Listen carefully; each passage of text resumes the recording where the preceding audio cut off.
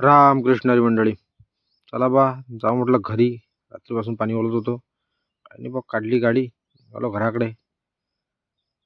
आलो कोठ्यावर.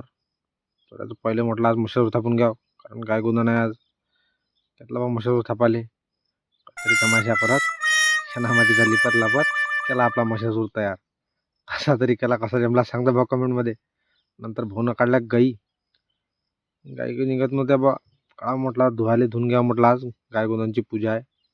काही बारे बारे करून इले तिले तिले इले घेतले आपल्या रपारप धुवून. काही नाही ममत्रा धुवाच्या वेळेस लालले पांढरीले घेतले आपल्या गती गती धुईदाय करून, बारकीले चिरकीले. इथे आपली बारकी घेतली तिले आपल्या पंपाच्या खाली रप रप रप रप रप रप घेतलेले घासघूस करून.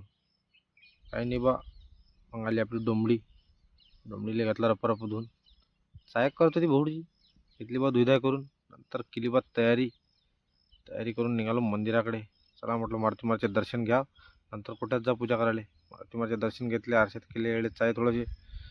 चला म्हटलं आता जा म्हटलं कुठ्यात. काही नाही आलो कुठ्यात आईसोबत. आईनं केली गाईची पूजा.